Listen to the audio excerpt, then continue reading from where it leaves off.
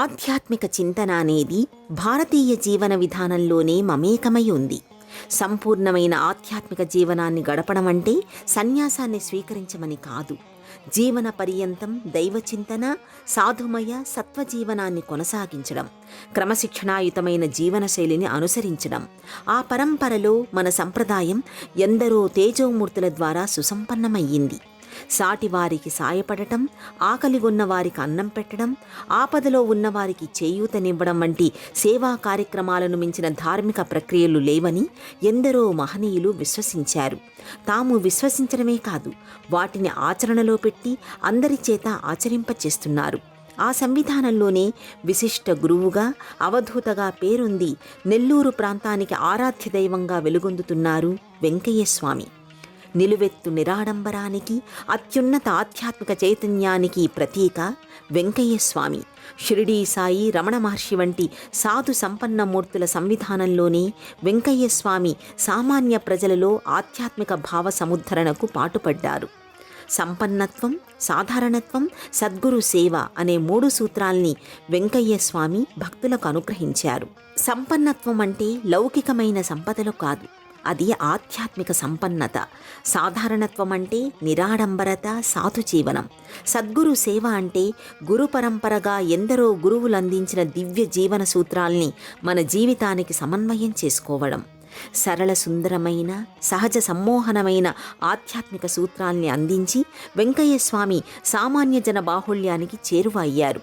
తెలుగునాట చీటీల స్వామిగా పేరొందిన వెంకయ్య స్వామి సాధు సన్యాసికి, నిరాడంబర జీవన యోగికి, నిర్మలమైన ఆధ్యాత్మిక గురువుకి అచ్చమైన ఉదాహరణ. గొలగమూడిలో ఆయన సమాధి మందిరం ఆలయమై, ఆధ్యాత్మిక ఆరామమై భాసిల్లుతోంది. 100 ఏళ్లకు పైగా జీవించిన ఆయన తన జీవన పర్యంతం ఆధ్యాత్మిక సేవలోనే సంలీనమయ్యారు.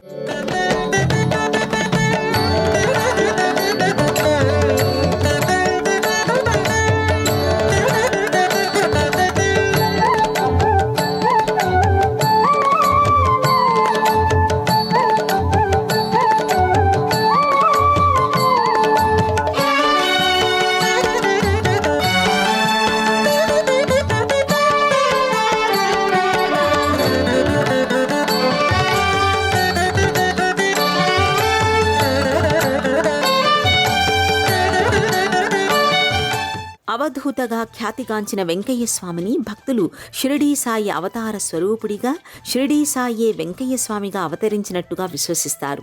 మరికొందరు దత్తాత్రేయ అవతారంగా భావిస్తారు.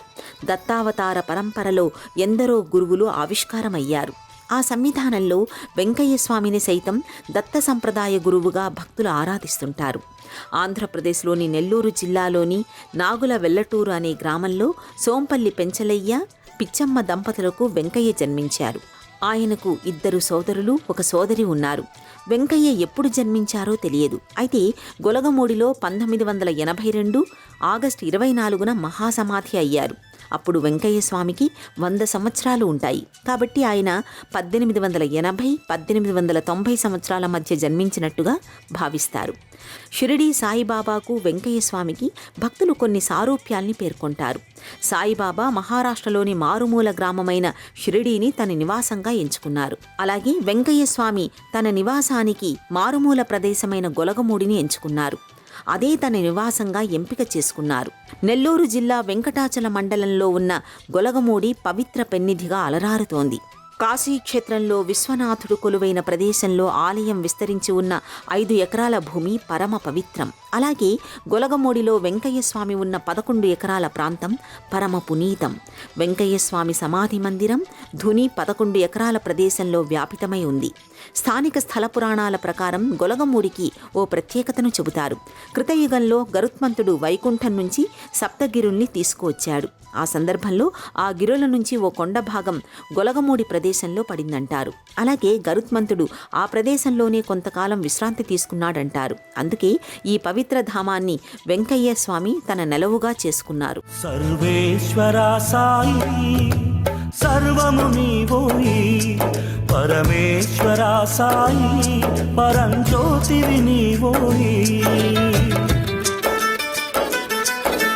నీతిని సూచించి మా భ్రాంతిని తొలగించే నీతిని సూచించి, మా భ్రాంతిని తొలగించే ఎన్నో మహిమలు నీ కథనంలో, ఎన్నో వింతలు నీ చరితంలో. సర్వేశ్వర సాయి సర్వము నీవోయి, పరమేశ్వర సాయి పరంజ్యోతివి నీవోయి.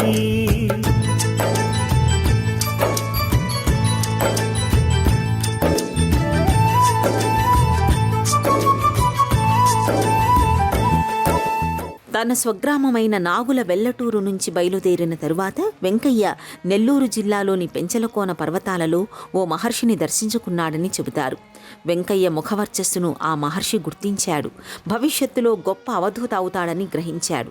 ఆ మహర్షి మంత్రోపదేశం, ఆశీర్వాద శక్తితోనే వెంకయ్య దివ్యత్వాన్ని సంతరించుకున్నాడంటారు. వెంకయ్య ఎప్పుడూ తనలో తానే సంభాషించుకోవటం, ఆయన రూపురేఖల్ని చూసి ప్రజలంతా ఆయనను ఓ వెర్రివాడుగా, మానసిక వ్యాధిగ్రస్తుడిగా భావించేవారు. ఆయనను హేళన చేశారు. అయితే వారి మాటల్ని, వారి చర్యల్ని వెంకయ్య పట్టించుకోలేదు. వెంకయ్య ఎల్లప్పుడూ ఒంటరిగా ఉండేవారు. ఏకాంతంగా యోగ సాధన చేసేవారు. పెద్ద వృక్షాల కొమ్మలపై తలక్రిందులుగా వేలాడుతూ తపస్సు చేసేవారు. పెన్నా నదిపై నీటిపై నడిచేవారు. అర్ధరాత్రి సమయంలో ఆ నది నీటిపై పద్మాసనంలో కూర్చొని బిగ్గరగా పంచాక్షరిని జపించేవారు. దుమ్ముతో నిండిన దుస్తులతో, తలపై తాడు కట్టిన బిళ్లతో, మట్టి కుండతో, మరో చేతిలో నిప్పు ఉన్న త్రాడుతో విచిత్ర రూపధారిగా వెంకయ్య గోచరమయ్యేవారు. ఇల్లిల్లు తిరుగుతూ భిక్షాటన చేసి లభించిన ఆహారాన్ని స్వీకరించేవారు. నెల్లూరు జిల్లా రాజుపాలెం సమీపంలోని అంకాలమ్మ బోటు అనే గుట్టపై తాటి ఆకులతో చేసిన చిన్న గుడిసెను వెంకయ్య నిర్మించుకున్నారు. ఆ గుడిసెలో ఎల్లప్పుడూ ఓ జ్యోతిని వెలిగించి ఉంచేవారు. ఆ జ్యోతిని చూస్తూ ఓం నారాయణ ఆదినారాయణ అనే నారాయణ మంత్రాన్ని పఠిస్తూ తంబూరాన్ని వాయించేవారు. ఆ తర్వాత కొన్నాళ్లకు నెల్లూరులోని కోటితీర్థంలోని శివకామాక్షి ఆలయానికి చేరుకున్నారు. కోటితీర్థంలో కొన్నాళ్లు గడిపిన తరువాత ఆయన గ్రామాల పర్యటన ప్రారంభించారు. ఆధ్యాత్మిక చింతన అనేది అందరికీ దక్కాలి అనే సదాశయంతో పేదలు నివసించే గ్రామాల్ని లక్ష్యంగా చేసుకున్నారు. గ్రామాన పర్యటించారు. దైవారాధన వల్ల చేకూరే మానసిక ప్రశాంతత గురించి వివరించారు. అయితే ఆయన ఏ భక్తుడి ఇంట్లోనూ బస చేయలేదు. గ్రామాల్లో పర్యటించినా ఇంటింటా భిక్షను స్వీకరించేవారు. నిర్జన గృహాలు, దేవాలయాలు, పశువుల పాకలోనే ఆయన బస చేసేవారు. భక్తులు ఎవరైనా తమ ఇంటికి వెంకయ్య స్వామిని ఆహ్వానిస్తే సున్నితంగా తిరస్కరించేవారు. మీ ఒక్కరి కర్మఫలాన్ని మాత్రమే స్వీకరిస్తే ఎలా? ఎందరో తమ కర్మఫలాన్ని నాకు అనుగ్రహించాలని చూస్తుంటారు. వారి ఫలితాన్ని నేను భిక్షగా స్వీకరిస్తాను అని వెంకయ్య స్వామి పేర్కొన్నారు. దత్త సంప్రదాయంలో భిక్షకు ఎంతో ప్రశస్తి ఉంది. దత్త భగవానుడు తన భక్తుల నుంచి భిక్షను స్వీకరించేవారు. ఎవరు ఆయనకు భిక్షను సమర్పిస్తే వారి కష్టాలు లేదా వ్యాధుల నుంచి ఉపశమనాన్ని పొందేవారు. వెంకయ్య స్వామి ఆ దత్త సంప్రదాయాన్ని అనుసరించారు. భక్తులు స్వామి సన్నిధిలో అన్న సంతర్పణలు ఏర్పాటు చేసినా సరే ఆయన ఇంటింటికి వెళ్ళి ఆహారాన్ని స్వీకరించేవారు. ఈరోజు ఇక్కడ మనం అన్నప్రసాదాన్ని సమర్పిస్తున్నాం. ఈరోజు భిక్షకు వెళ్ళకపోతే గ్రామస్తుల వ్యతిరేక ఫలితాల్ని ఎవరు స్వీకరిస్తారు? వారు ఏ రోజున చేసిన ప్రతికూల ఫలితం ఆ రోజే తొలగాలి. ఆ ఫలితాన్నే నేను స్వీకరిస్తున్నాను అని వెంకయ్యస్వామి అనేవారు. నేటికి గొలగమూడిలోని వెంకయ్యస్వామి ఆశ్రమంలో మహాప్రసాదంగా అన్నదానంలో అన్నాన్ని వడ్డించే ముందు స్వచ్ఛంద సేవకులు చుట్టుప్రక్కల వారి నుంచి భిక్షను స్వీకరించి భక్తులకు వినియోగించే మహాప్రసాదంలో కలుపుతారు. ఈ సంప్రదాయం నిరంతరం కొనసాగుతోంది.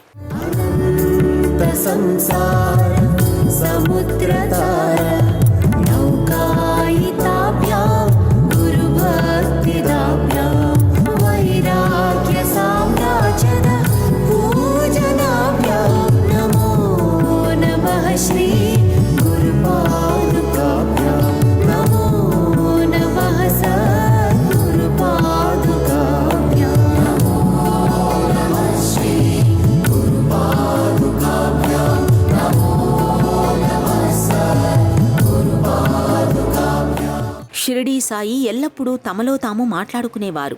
ఆత్మతో ఆయన ఆత్మీయ సంభాషణను కొనసాగించేవారు. అలాగే వెంకయ్యస్వామి కూడా తనలో తానే నిగూఢమైన భాషల్లో మాట్లాడేవారు. చూపరులకు ఇది విచిత్రంగా అనిపించినా తాత్వికంగా చూస్తే ఇందులో ఎంతో అంతరార్థం ఉంది. సందర్భం ఏదైనా భక్తులను ఆదుకోవడమే ఆ ఇద్దరి లక్ష్యంగా ఉండేది. భక్తుల వ్యాధుల్ని రూపుమాపి వారికి అన్ని వేళలా ఆసరాగా ఉండడంలో ఇద్దరి ప్రక్రియల ఆచరణలు ఒకే రీతిలో ఉండేవి. అలాగే ఇద్దరి బోధనలు సందేశాలలో సారూప్యత ఉంది. ఓ సందర్భంలో వెంకయ్య స్వామి షిరిడీ సాయిబాబాను ఉద్దేశించి తనకు ఉత్తర భారతదేశంలో ఓ సోదరుడు ఉన్నాడని, తనలాగే పవిత్రమైన అగ్నిని అంటే ధునిని పూజిస్తాడని చెప్పారు. వెంకయ్య స్వామి కూడా తన జీవితాంతం షిరిడీ సాయిలాగానే ధునిని నిర్వహించారు. ఇప్పటికీ ఆ ధుని నిరంతరం ప్రజ్వలిస్తూనే ఉంది. షిరిడీ సాయి వలె వెంకయ్య స్వామి కూడా ఆయన మహాసమాధి సమయాన్ని సందర్భాన్ని ముందుగానే ఊహించారు. తన అవతారం ముగిసేలోగా మందిరాన్ని నిర్మించమని షిరిడీ సాయి వలె వెంకయ్య స్వామి తన భక్తులకు సూచించారు. షిరిడీలో వలె గొలగమూడికి భక్తులు నిత్యం తరలివచ్చి వెంకయ్య స్వామి అనుగ్రహాన్ని అందుకుంటున్నారు. వెంకయ్య స్వామి భౌతికంగా లేకున్నా తన కరుణా కటాక్షాల్ని ఆయన భక్తులపై ఎల్లప్పుడూ ప్రసరింపచేస్తుంటానని సాయినాథుడి వలె వెంకయ్య స్వామి సందేశమిచ్చారు. సాయి తన భక్తుల కర్మఫలాల్ని, వారి పాపాల్ని దక్షిణ ద్వారా స్వీకరిస్తారు. అలాగే వెంకయ్య స్వామి సైతం భక్తులకు ఈ విషయంలో దిశానిర్దేశం చేశారు. నాకు మీరిచ్చే దక్షిణ దానం ఏమిటంటే మీరు మన ధర్మాన్ని అనుసరించడమే, ఎవరి ధర్మాన్ని వాళ్ళు చిత్తశుద్ధితో ఆచరించడమే నాకు మీరిచ్చే అసలైన దక్షిణ అని వెంకయ్య స్వామి పేర్కొన్నారు. అవధూత వెంకయ్య స్వామి సమాధి మందిరం అద్భుతమైన ఆలయంగా, క్షేత్రంగా గోచరమవుతుంది. విశాలమైన ప్రాకారంతో, గోపురాలతో, మందిరాలు, ఉపమందిరంతో ఓ దివ్యాలయాన్ని సాకారం చేస్తుంది. గర్భాలయంలో వెంకయ్య స్వామి సమాధి, ఆయన పాలరాతి విగ్రహం నెలకొని ఉంటుంది. గర్భాలయం, ముఖమండపం, ఇతర మంటపాలు స్తంభ సమన్వితంగా ఆకట్టుకుంటాయి. ముఖద్వారానికి ఎడమవైపున ధుని గోచరమవుతుంది. భక్తులు ఈ ధునిలో ఎండు కొబ్బరికాయ, నవధాన్యాలు, ధూప ద్రవ్యాలు వేసి 3 లేదా 6 లేదా 9 సార్లు ప్రదక్షిణ చేస్తారు. ధుని ప్రదక్షిణల తరువాత సమాధి మందిరాన్ని దర్శిస్తారు. గర్భాలయంలో వెంకయ్య స్వామి సమాధి విగ్రహం ఉంటుంది. తంబూరా మీటుతున్న రీతిలో 2 చిత్రపటాలు ఇక్కడ గోడలపై దర్శనమిస్తాయి. సమాధి మందిరానికి ఎదురుగా అఖండ జ్యోతి వెలుగుతుంటుంది. ఈ జ్యోతి పక్కనే వెంకయ్య స్వామి వెండి పాదుకలు ఉంటాయి. భక్తులు అఖండ జ్యోతికి నమస్కరించి పాదుకల్ని తాకి వెంకయ్య స్వామి విగ్రహాన్ని దర్శనం చేసుకుంటారు. పూజారి తీర్థం ఇచ్చాక ఉడికించిన శనగల్ని ఇక్కడ ప్రసాదంగా ఇస్తారు. వెంకయ్య స్వామిని దర్శించుకున్న భక్తులు తమ అభీష్టాలను విన్నవించుకుంటారు. కొందరు భక్తులు ఆ రాత్రి ఈ మందిరంలో నిద్రిస్తారు. నిద్ర చేయడం ద్వారా స్వామి అనుగ్రహం సత్వరం లభిస్తుందని విశ్వసిస్తారు. శనివారం నాడు విశేషంగా భక్తులు ఈ మందిరానికి విచ్చేస్తారు. భక్తులకు ఇక్కడ ఉచితంగా అన్నప్రసాదాన్ని వితరణ చేస్తారు.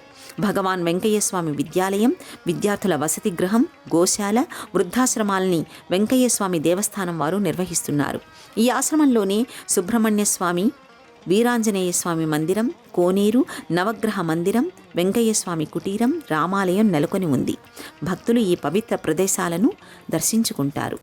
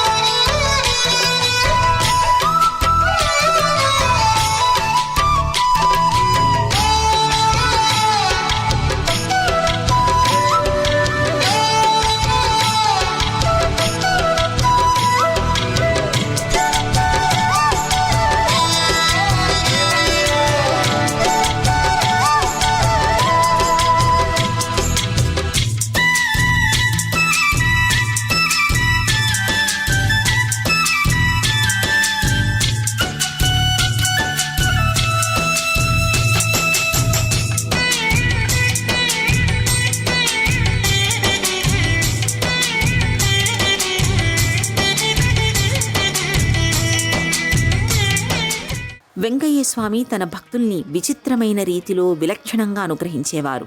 భక్తుల సమస్యల్ని కాగితంపై రాసి ఇవ్వమని వెంకయ్య అడిగేవారు. ఆ కాగితాన్ని నుదుటికి తాకించుకుని కళ్ళు మూసుకుని కాసేపు మౌనంగా ఉండి తిరిగి ఆ కాగితాన్ని వారికి ఆశీర్వదించేవారు. అలాగే కొన్ని సందర్భాలలో తన చేతిని ముడిచి ఆ ముద్రల్ని ఆ కాగితంపై ఉంచి వారికి ఇచ్చేవారు. అలాగే భక్తుల చేతికి కట్టుకోవడానికి రక్షల్ని ఇచ్చి వారిని ఆశీర్వదించేవారు. ఇలా భిన్న రీతులలో భక్తులకు ఆయన ఆశీస్సులు లభించేవి. వెంకయ్య స్వామి ఉపదేశాలన్నీ సరళ సుందరంగా ఉంటాయి. ఆకలితో ఉన్నవారికి అన్నం పెట్టండి, ఇదే ధర్మసూత్రం, దీనికి మించింది లేదు. మీరు పూర్తి విశ్వాసంతో దైవాన్ని వేడుకుంటే మీరు కోరుకున్న అభీష్టం సాకారమై తీరుతుంది.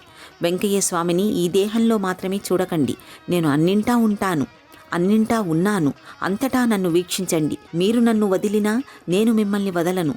నన్ను శరణు వేడిన వారి సంరక్షణ బాధ్యత నాదే. మనం ఏది నాటుతామో మనకు అదే లభిస్తుంది. కాబట్టి మంచి గుణాలనే విత్తనాల్ని మీ పిల్లల్లో నాటండి. నా పేరుపై ఒకరికైనా అన్నదానం చేయండి. ఇక వారి యోగక్షేమాన్ని నేను స్వీకరిస్తాను. మంత్రాలు తంత్రాలు అవసరం లేదు. కుతంత్రాలతో ప్రయోజనం లేదు. ఉన్నది ఒక్కటే, అదే మంచితనం. మానవత్వంతో మసలుకోవడమే అసలైన మంత్రం. దురాశను వదలండి, అదే సుఖాలకు తొలిమెట్టు. ఆడంబరాల జోలికి వెళ్ళకండి, భంగపడతారు. ఎంత సరళంగా సామాన్యంగా జీవిస్తే అంత సౌఖ్యంగా ఉంటారు. సంసారంలో ధర్మాన్ని కొనసాగడమే అసలైన ఘనత. మనం చేసుకున్న పుణ్యమే చివరకు మనతో వస్తుంది అని చెప్పేవారు వెంకయ్యస్వామి.